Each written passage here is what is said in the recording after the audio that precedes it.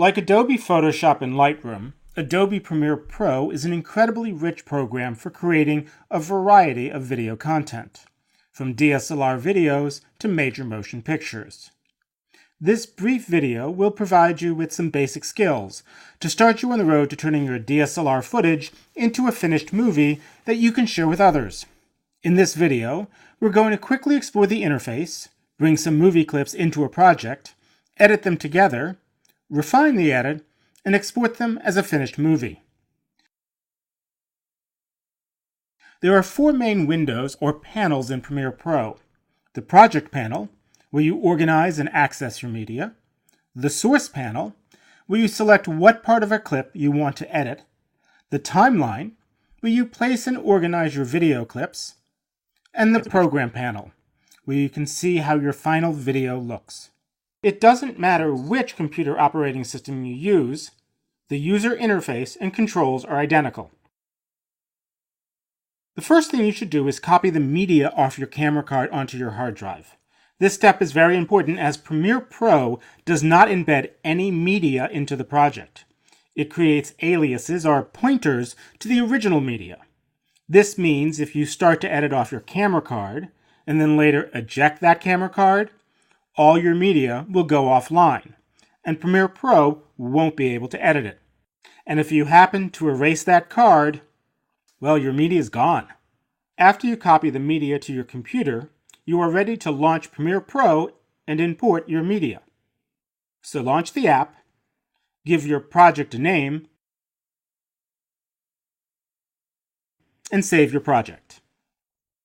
Next, you need to point Premiere Pro to the media you want to edit. Now, different DSLRs capture video in different formats. Some cameras save video files as separate movie files. Others save them in bundles or packages that may not be easily recognized by your operating system.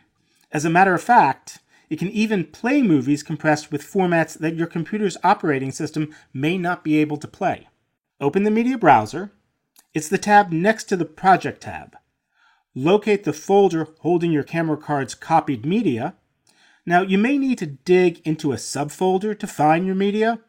That's okay. Different cameras are putting the media in different locations. When you find the correct folder, you will see icons representing all the movie clips and images. If you are only seeing a list of clips, click on the button on the lower corner of the pane to switch to icon view. Now hover over any of the clips without actually selecting them, and you can scrub through them. Scrubbing means quickly playing the movie forwards and backwards to get a sense of what's in it. Select the clips you want to use and right-click on them to import them into the Project panel.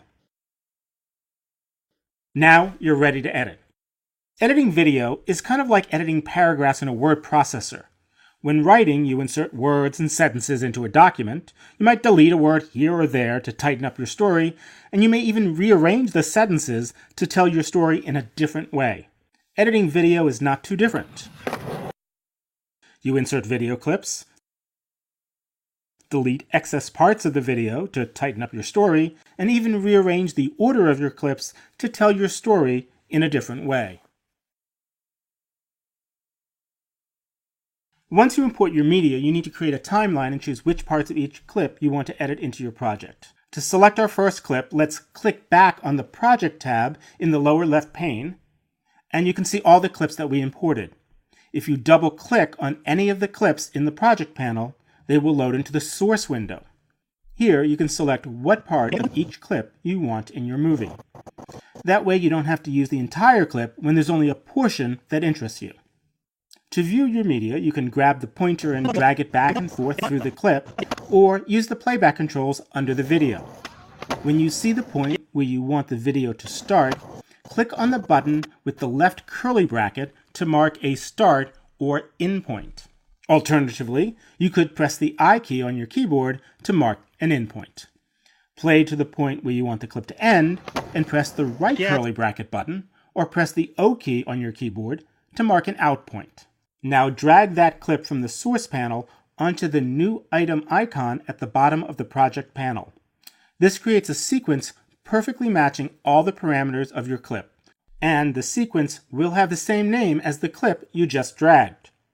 To change this name to something more meaningful, click on the drop-down menu on the Sequences tab and select Reveal Sequence in Project. Click on the sequence name in the project pane and rename it to something more appropriate. Add a second clip to your sequence. This time, I will just drag and drop a clip from the project panel into the source window and mark in and out points.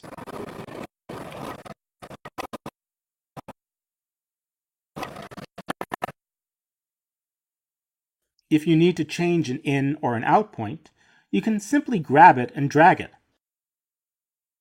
Now grab the clip from the source monitor and drag it directly to the sequence window. Wherever you let go of your mouse, Premiere Pro will place the clip. You will want to position it to the right of the first clip. As it approaches the end of the first clip, it should snap to it like a magnet. If you let go at the wrong place, gently drag the second clip over to the end of the first clip and the gap will close. Now, be careful not to drag it too far, as you may overwrite the tail end of the first clip. It's important to note that editing your media in Premiere Pro is non-destructive. You are never modifying the original files.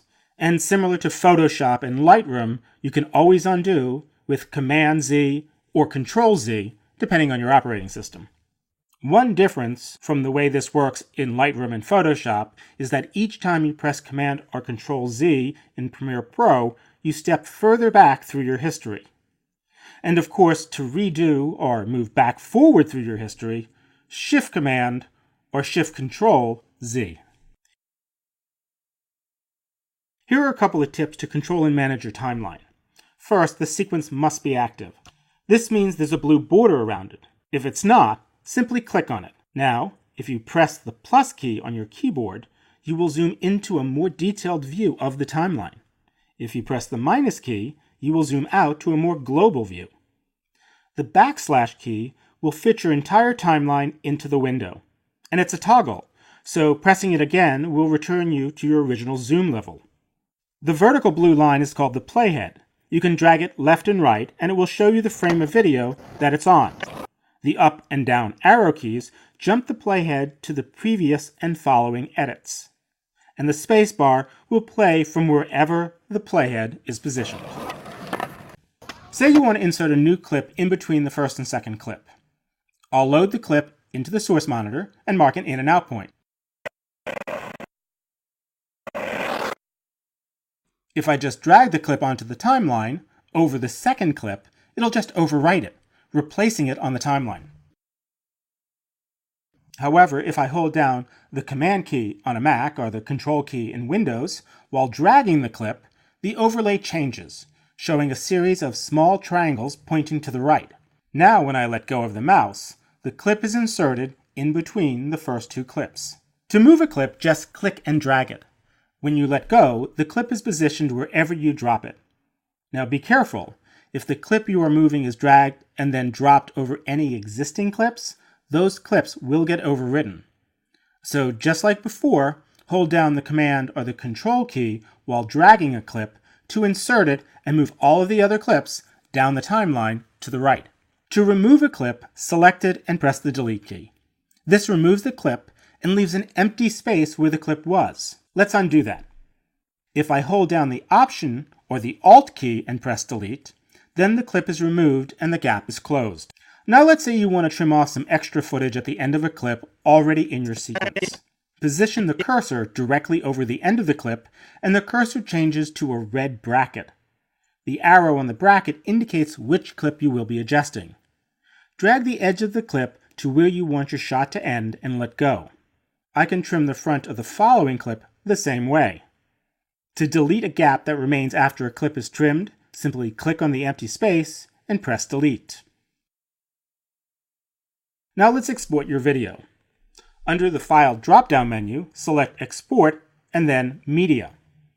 This Export Settings dialog box will pop up. Premiere Pro gives you amazing control in exporting a movie, as you can see by all of these choices. But it also has presets to make exporting much easier. Next to Format, choose H.264.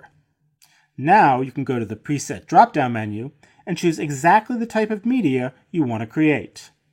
In this case, I will choose YouTube 1080p HD. Next, click on Output Name to rename the movie and choose where it should be saved.